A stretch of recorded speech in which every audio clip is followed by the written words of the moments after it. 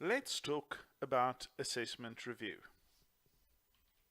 What is in this video? In this video you'll see that there is an explanation of the review process and also an explanation of completing the review form.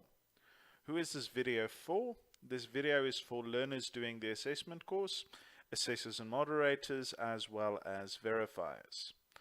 Okay, so what is assessment review? Assessment review is the process of evaluating a group of assessments that have taken place in order to improve the quality of future assessments. Very important part of the quality assurance process. The moderator uses this document to monitor the assessor's performance. The assessment review is done by the assessor about their own performance. It is given to the moderator and forms a part of the assessment record. An assessment review is done on a batch of portfolios by an assessor, not each portfolio individually, because the contents of the review report will always be the same for any given batch of learners. The review document. The important sections of a review document would be the assessment information, learner information, overview of assessment, irregularities, feedback on instruments and checklists, feedback on the assessment process, inputs from learners, feedback on outcomes, feedback on assessment documents, recommendations for redesign, and comments regarding the principles of assessment. If you are doing a course, this document provides evidence for Unit Standard 115753, Conduct Outcomes-Based Assessment, Specific Outcome 5, Assessment Criteria 1 through 4. This is a sample of an assessment review form.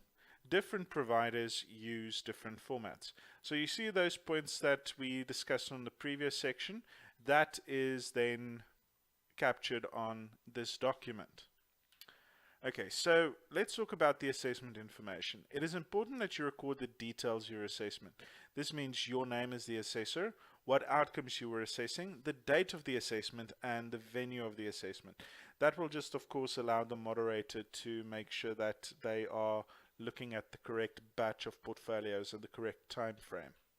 The learner information. It is also important to capture the information about the learners that you assessed. What's their learner name and surnames? What's their learner ID numbers and their finding, whether you found them competent or not yet competent. That is because the moderator is going to start off their moderation process by looking at your assessment review form. So it's very handy for them to have all of this information close at hand. Then you're going to give a bit of an overview of the assessment. In this overview, you should give a brief description of when and where the assessment took place, including any information that you think the moderator should know. This can include who asked you to do the assessment, arrangements that were made surrounding the assessments. Are the assessments taking place as part of an LPL process, or are they after a direct portion of learning? Time frames, anything that you think is important for the moderator to understand. Because remember, the moderator is only dealing with your portfolios perhaps long after the assessment has taken place. So it's just a good idea to give them as much supplementary information as possible. Then you've also got to talk about the irregularities. Anything out of the ordinary that happened during the assessment. This can include learners committing plagiarism, candidates who had special needs, learners making a request for prior learning, problems with the venues, availability of the learners, transport problems, anything that came up that the moderator needs to know, that was out of the ordinary, that the moderator needs to know about. Then you've got to give some feedback on the instruments and the checklists that you used during the review process or during the assessment process. So it's also important to give feedback on the strengths and the weaknesses of the documents, especially if you are doing this as part of the assessment course. If you don't give strengths and weaknesses, then the assessor won't be able to find you competent against the assessor unit standard. And it's also important that in general practice that there is a commitment to improvement. And if you just say, oh, it's good enough, then that's not going to help the training provider improve. Now, when you're looking at the documents, They're also called assessment instruments or assessment tools. These are all of the documents that you use to record the information that you observe during your learners, or when you're evaluating products that you created, or when you're busy marking their assignments, or you're busy marking their tests, exams, or quizzes. All of those are collectively known as assessment instruments or assessment tools. Your comments can also then cover language, format, organization, pretty much anything to do with that set of documents. Then you've also got to give some feedback on the assessment process. That's now the work that you did as the assessor in terms of the planning and the preparing for assessment, conducting the assessment, giving feedback to the learners, and reviewing that you're doing on the assessment. So it's what's your challenges when you were doing those 4 steps in the process, as well as what were your strong points.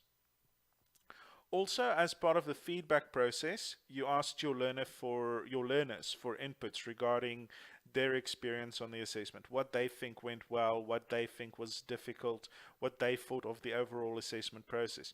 You should take a look at all of your learners' feedback in that section and then put it into your review document. So that will allow the moderator to see if all of the learners are having significant problems with a certain section of the course, and then maybe that section should be looked at again in greater detail. Then, when you're carrying out an assessment, you'll be carrying out an assessment against a series of outcomes. It's also important that you consider those outcomes and reflect on them. Were some of the outcomes unclear? Maybe there were some that you didn't understand. Maybe there were some that the learners didn't understand. Maybe some of the ways in which the industry is using that particular skills is different from the outcomes document. So please then just make a note of feedback. As an example, in the 1 unit standard, they make use of the word gauged in reference to evaluating other people's emotional state. Now, that's a bit of an inappropriate word because machines have gauges, people don't have. Also, a lot of people don't actually know what the word gauged means. So those are then some examples of what you can consider when reading through the outcomes and reviewing them. Now, when you were carrying out the assessment, you were provided with an assessment guide. Now, all of the assessors working in an organization should be using the same assessment guide when they're assessing a particular unit standard or a particular set of outcomes. So it's very, very important that you give feedback on this. So this can include feedbacks on the strengths and the weaknesses of the documents that you used when you were carrying out your assessment process. So that's a pre-assessment briefing, the assessment planning, the feedback and review.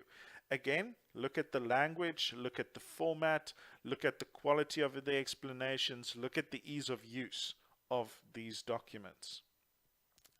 Then you've got to start thinking holistically about the recommendations that you're going to be making. Because remember, an assessment doesn't just get carried out once. The assessment gets carried out many times over the course of the year. So if you've got then some recommendations, think about how this assessment can be done better the next time. A very good idea to think here, a very important thing to consider in this is the manageability of the entire process. Then, to close off on your review, you've got to think about the principles of assessment. There are 11 of these principles, and you don't have to give us feedback on all of them, but just consider on 1 or 2 of them how you could improve your performance the next time you're carrying out a group of assessments according to those principles.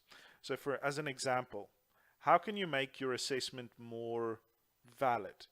That means you must give some comments about what you can do in order to make it more realistic the next time. Or if there was a problem with plagiarism or learners copying from each other, then you should maybe give some feedback on how you think you can improve the principle of authenticity in relating to this particular assessment. Okay, thank you very much. I hope that's answered some of your questions about the review process.